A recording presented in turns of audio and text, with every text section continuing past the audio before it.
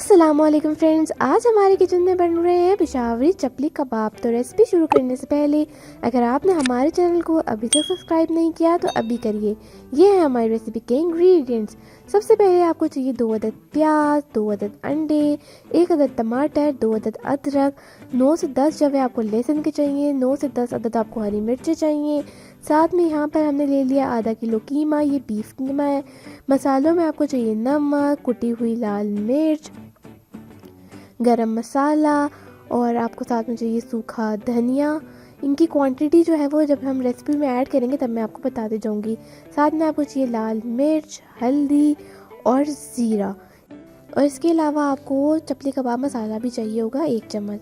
तो सबसे पहले हमने मिर्चों को और टमाटर को बीच में से आधा आधा कट कर लिया, पतले पतले स्लाइसेस कर लिए ताकि इसको हम कबाब के ऊपर लगा सकें।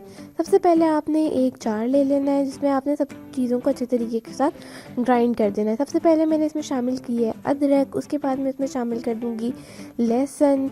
ये 2 अदद अदरक थी, 9 से 10 जवे लहसुन के थे, वो मैंने इसमें शामिल कर दिए। उसके बाद 2 अदद प्याज थे, मैंने इसमें वो भी शामिल कर दिए। मैं मिक्सचर आधा आधा करके ग्राइंड करी हूँ क्योंकि ये ग्राइंडर छोटा है। उसके बाद सबसे पहले हमने इस मिक्सचर को सारे को अच्छे से ग्राइंड कर लेना है। इसमें आपने हरी मिर्चें भी शामिल कर देनी है। यहाँ पे मैंने 9 से 10 अदद हरी मिर्चें ली थी जिसको मैंने इसमें शामिल करके अच्छे से ग्राइंड कर लिया था। तो ये आप देख सकते हैं हमारा मिक्सचर जो है वो अच्छे तरीके के साथ ग्राइंड हो चुका है। इसके बाद आपने इस मिक्सचर को एक अलग से बाउल में निकाल लेना है। उसमें आपने शामिल कर देना है बीफ कीमा जो कि आधा किलो था, हमने इसमें कीमा शामिल कर देना है। कीमा शामिल करने के बाद आपने इसमें शामिल कर देने हैं सारे मसाले। तो हमारे पास मसालों में था नमक यहाँ पे हमने शामिल कर रहे हैं 1.5 टेबल स्पून। नमक आप अपने टेस्ट के मुताबिक हस्बे जायका इस्तेमाल कर सकते हैं। उसके बाद हमने शामिल किया कुटी हुई लाल मिर्च 1 टेबल स्पून, गरम मसाला पाउडर 1 टेबल स्पून, सूखा धनिया शामिल करना है आपने 1 टेबल स्पून, हल्दी आपने शामिल कर देनी है 1/2 टेबल स्पून, लाल मिर्च पाउडर यहाँ पर मैंने शामिल कर दिया है 1/2 टेबल स्पून, ज़ीरा 1 टेबल स्पून और चपली कबाब मसाला 1 टेबल स्पून। इस सब के बाद आपने इसको अच्छे तरीके के साथ मिक्स कर लेना है। जब हमारा कीमा अच्छे तरीके के साथ मिक्स हो जाए तो आपने इसको एक छन्नी के अंदर डाल के रख देना है क्योंकि प्याज के अंदर पानी होता है, तो सारा पानी आपने इसका ड्रेन कर लेना है, कोई पानी नहीं रहना चाहिए। उसके बाद हम ऑयल को हल्की स्पीड पर गर्म होने के लिए रख देंगे।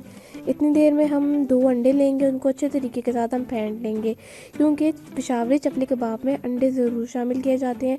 तो यहाँ पे मैं अंडों को अच्छे तरीके से फेंट लूँगी। फिर आपने अंडे को अच्छे तरीके के साथ फ्राई कर लेना है। अंडा जब दोनों साइडों से अच्छे तरीके के साथ पक जाए तो आपने एक स्पून की मदद से इसको चॉप कर लेना है।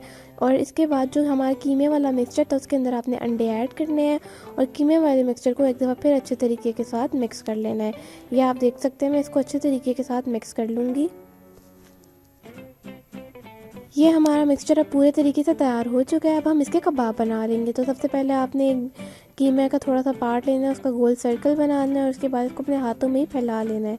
हाथों में फैला लेना है। उसके बाद जो हमने एक मिर्च हाफ कट की थी और एक टमाटर कट किया था वो आपने इसमें रख देना है। ये आप देख सकते हैं मैं इसको किस तरह से बीच में प्लेस कर रही हूँ ताकि ये ऊपर नज़र आए। इसके बाद आपने इसको अच्छे तरीके के साथ प्रेस करना है और जो ऑयल है उसको हमने बिल्कुल हल्का सा गर्म किया था, तो आपने ऑयल के अंदर इसको रख देना है और इसको हल्की स्पीड पर आपने पकाना है। ऑयल में भी आपने एक दफ़ा इसको अच्छे से फैला लेना है ताकि ये जो हमारा कबाब है वो अच्छे तरीके से इवनली स्प्रेड आउट हो जाए।